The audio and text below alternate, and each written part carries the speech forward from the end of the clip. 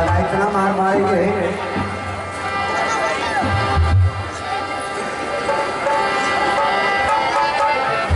मछली का सरदार रहुआ द्वारिका रूप सहारा चाहे चचरा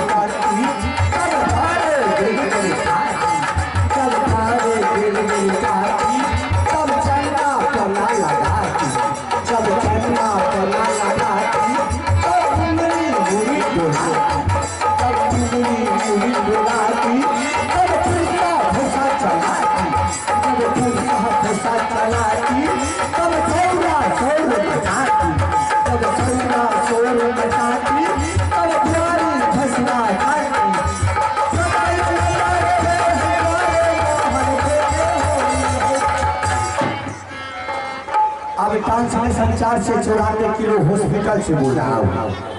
अरे हिंदुस्तान पाकिस्तान से खबरा सुनिए। एक मुरादाबाद स्टेशन पर दो मुझे चाय पीते हुए पकड़ा गया है। उसमें कबूतरलाल इंस्पेक्टर को 17 किलो जिलेबी बरामद हुई है। एक पीपल में पता जाने से 3 हाथी की मृत्यु हो गया है। जिन हाथी को मृत्यु हो गया उसे नस्वादी किया जा रहा है। मच्छर जहाज की टकराव हो जाने से मच्छर चूर हो गया है और जहाज में से निकला 3 लाख आदमी जिंदा, उसको मुर्दा हॉस्पिटल में भर्ती किया गया है। आज बनारस अस्पताल से 14 महिला के फरार है। उसमें पुलिस को खोज जारी है। जिन सज्जनों को मिले वो पैखाना नंबर हसनपुर 18 में पहुंचा दिया। उनको हमारी सरकार तरफ से बहुत दिला मिलेगा 10 का 20 चप्पल। मेरा भूल के समाचार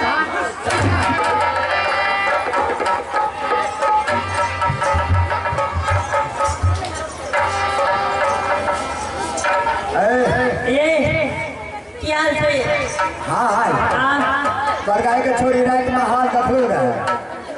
रात में 11,000 पर की मिली कुछ भले हमरा तो घास सकते कहियो हमरा तो सर्विस लागल आईओ एलटी में घुस गए।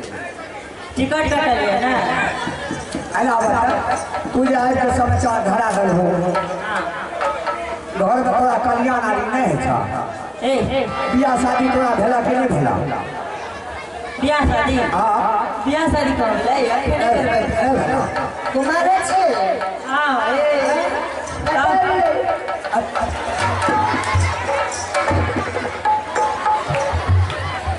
कतई रे ये हां एना क्या कहै छियै सावन में फूल का फूल गई छे छोरी बियाहे में फूल गई छे ए आये कुमारे छिए हां हमू दुनु बाबू त कुमारे छिए छियै ए तीनों गरी नहीं के हो आये जब पकड़ा गलिए तब कौन सी कुमारे न छिए तब जब पकड़ा गलिए तब कौन सी पकड़बा कुमारे न छिए हां एना